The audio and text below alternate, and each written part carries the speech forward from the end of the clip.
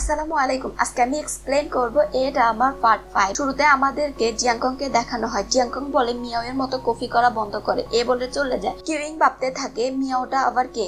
অন্যদিকে আমাদেরকে লুইকে দেখানো হয়, সে সব জায়গায় জব খুঁজতেছিল, শেষমেশ একটা ছোট ম্যাগাজিন কোম্পানিতে ইন্টারভিউ দিতে যায়। সে সেখানে ভিতরে গিয়ে বুঝতে পারে এটাও মোটেও অফিসের মতো লাগতেছে না, সবাই বসে আছে, কোনো কাজ নেই।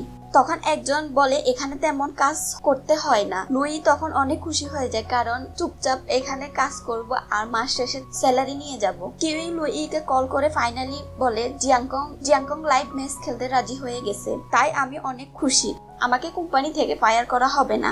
অন্যদিকে আমাদেরকে কুফে ও কোর্স লুকে দেখানো হয়, তারা রেস্টুরেন্টে বসে আলোচনা করতেছিল ম্যানেজার যাও শিফেকে আনতেছে যাতে করে জিয়াংকং ক্যাপ্টেন হতে না পারে। তখন গুফেং বলে আমি ডিরেক্টরের সাথে কথা বলবো এবং আমি ই স্পোর্ট ও এই ইন্ডাস্ট্রি থেকে একবারে সাইন করে চলে যাব, এতে করে ম্যানেজার জিয়াংকংকে আর বিরক্ত করতে পারবে না। তখন কোর্সও এটা ভালো মনে করে। এদিকে কিউইংকে দেখানো হয় সে লাইভে এসেছে, তার ভিউয়ার্সদের বলে কিছুক্ষণ পরে আমি লাইভ ম্যাচ খেলবো, সেখানে স্পোর্ট জগতের একজন বড় প্লেয়ার আমার সাথে টিম আপ করবে। তখন লুই বলে কিউজিন ও লাইভে এসে একই কথা বলতেছে, সে লাইভ ম্যাচ খেলবে, এর মানে হলো সে তোমাকে চ্যালেঞ্জ করতেছে। কিউইং ও কিউজিনকে দেখানো হয় তারা তাদের বসের সাথে কথা বলতেছিল। বস বলে তোমাদের যে অ্যানাউন্স করেছো এতে করে অনেক ভিউয়ার্স আসতেছে, এটা ট্রেন্ডিং এ আছে। বস বলে তাই তোমরা ভালো করে ম্যাচ খেলো। বস কিউইংকে বলে তুমি ঠিকভাবে ম্যাচ খেলো যাতে করে তোমাকে কোম্পানি থেকে বের করতে না হয়। কিউইং বলে আমি ঠিকভাবে গেম খেলবো আর জিতবো। কিউইং বাড়িতে এসে জিয়াংকংকে এসএমএস করে বলে তুমি কি রেডি ম্যাচ খেলার জন্য? জিয়াংকং বলে রেডি। জিয়াংকং সকল টিম মেম্বার মিলে গেম আলোচনা করতেছে।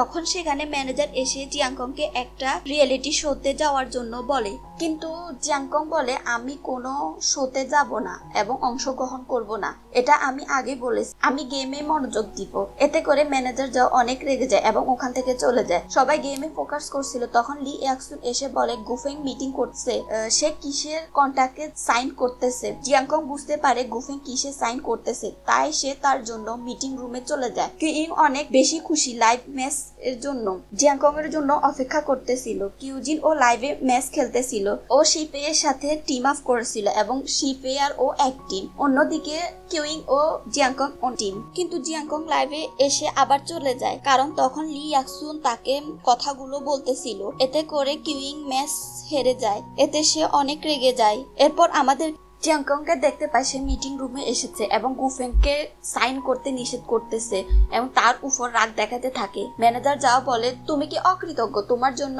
এটা করতেছে আর তুমি তার উপর রাগ দেখাচ্ছ। জিয়াংকং তখন গুফেংকে বলে আমি কখনো এটা চাই না, আমার জন্য আপনি এত বড় স্যাক্রিফাইস করুন। তখন জিয়াংকং বলে সামনের ম্যাচে ক্যাপ্টেন হিসাবে যদি টিমকে জিতাতে না পারি তাহলে আমি ক্যাপ্টেন পদ থেকে সরে যাব এবং এখান থেকে চলে যাব। ডিরেক্টর তাকে আবেগের বশে কোনো সিদ্ধান্ত নিতে নিষেধ করে, এতে করে সব দোষ তারই হবে। অন্যদিকে কিউইং ও লুইকে দেখানো হয় তারা অনেক রেগে গেছে।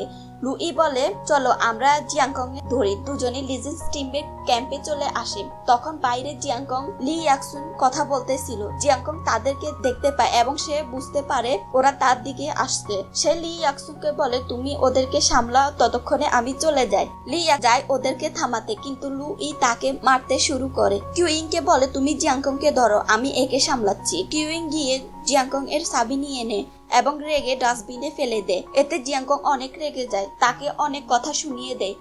তোমাকে কেউ পছন্দ করে না, তোমার কোনো ট্যালেন্ট নেই, তুমি আমাকে ইউজ করে তোমার ক্যারিয়ার বানাতে চাও, যদি তুমি কিছু করতে চাও তাহলে নিজে করো, আমাকে ফলো করা বন্ধ করো। কিউইং এসব শুনে অনেক আপসেট হয়ে যায় এবং তার খারাপ লাগতেছিল।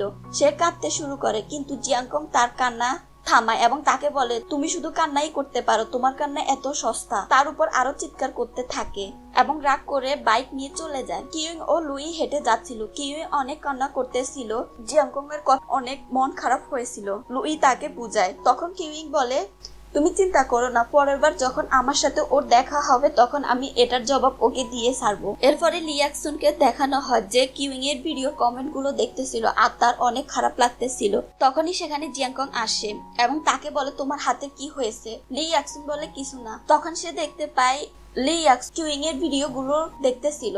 তখন সে তাকে এগুলো দেখতে নিষেধ করে এবং নাম্বারটি ব্লক করে দেয়। এরপর কিউইংকে দেখানো হয় সে যখন বাসায় যায় সে দেখতে পায় তার কারেন্ট চলে গেছে। সে একটা ক্যান্ডেল নিয়ে আসে এবং অনেক কান্না করতে থাকে, তার মায়ের সাথে কাটানো সময়গুলো মনে করতে থাকে। তখন সে তার ক্যারিয়ার নষ্ট হতে দিবে না বলে প্রমিস করে। অন্যদিকে ম্যানেজার যাও তার অ্যাসিস্ট্যান্ট প্র্যাকটিস রুমে আসে, তার অ্যাসিস্ট্যান্টকে বলে ম্যাচের টাইম পরিবর্তন করা হয়েছে, কোনোভাবে ওদেরকে জানতে দেওয়া যাবে না। লিজেন্স টিমের সকলে মিলে কম্পিটিশনের জায়গায় গিয়ে দেখতে পারে তাদের অপোজিট টিম ম্যাচের টাইম পরিবর্তন করা হয়েছে। তখন তারা বুঝতে পারে এটা ম্যানেজার যাও করেছে। তখন সেখানে ম্যানেজার যাও আসতেছিল এবং সকলে তাকে দেখে অ্যাক্টিং শুরু করে দেয়। ম্যানেজার যাও তাদেরকে দেখে অনেক খুশি হয় এবং তার অ্যাসিস্ট্যান্টকে বকতে থাকে, এখন আমরা কিভাবে ম্যাচ খেলবো, আমরা তো হেরে যাব। লুই অফিসের সিন দেখানো হয়, তার বস তাকে বলে আজকে নাকি গুফেং রিজাইন দিবে, সেজন্য একটা হোটেলে অনেক বড় পার্টির আয়োজন করা হয়েছে, তুমি সেখানে গিয়ে এটার ইনভেস্টিগেশন করে আসবে। তবে আমাদের কোনো ইনভিটেশন কার্ড নেই। লুই বলে আমি ভিতরে গিয়ে সবকিছুই খুঁজে বের করব এবং তারপর ফিরে আসব।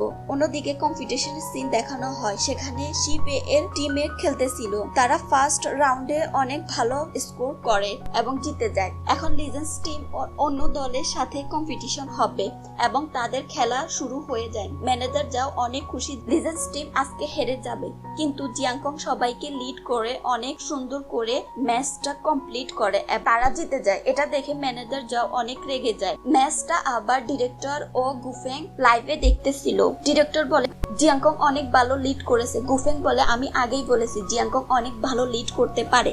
লিজেন্স টিম ও ফাইনালে পৌঁছে যায়। ফাইনালে জিয়াংকং ও শিপের দল একসাথে খেলবে। ম্যাচ শেষে সকলে গুফেং এর পার্টিতে চলে যায়। সেখানে অনেক রিপোর্টার অপেক্ষা করতেছিল, কাউকে ভিতরে ঢুকতে দেওয়া হচ্ছিল না। কিউইং ও লুই এসে এগুলো দেখতে পায়। তখন তারা একটি প্ল্যান করেন। তখন তারা পিছনের গেট দিয়ে হোটেলের ভিতর ঢুকে যায়।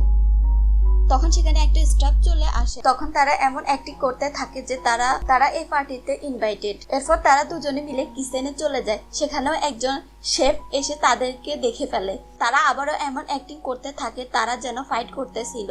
ওই শেফ এটা দেখে চলে যায়। তখন তারা দুজনে ক্যাফেটেরিয়াতে চলে আসে। তারা দুজনে পরিকল্পনা হলো তারা ক্যাফেটেরিয়া থেকে ড্রেস চুরি করে ওয়েটার হিসেবে হোটেলে চলে যাবে। তখন সেখানে আরেক শেফ চলে আসে। তখন তারা এমন অ্যাক্টিং করতে থাকে তারা ওয়াশরুম খুঁজতেছে। এরপর আবার আগের স্টাফ কিউইংকে দেখে ফেলে। তখন কিউইং তাকে ওয়াশরুমে যাওয়ার পথটা লিখে দিতে বলে। লুই ড্রেস নিয়ে লুকিয়ে থাকে। এরপর তারা ড্রেস পরে পার্টিতে চলে আসে। সেখানে গুফেং এর অনেক ফ্রেন্ড আসে, যার মধ্যে 4 জন ছিল তার অনেক পুরনো ফ্রেন্ড। তারা 4 জন স্পোর্টস প্লেয়ার। তাদের মধ্যে একজন মেয়ে ছিল, সে ছিল শিপে এর কোর্স শু ওয়েন।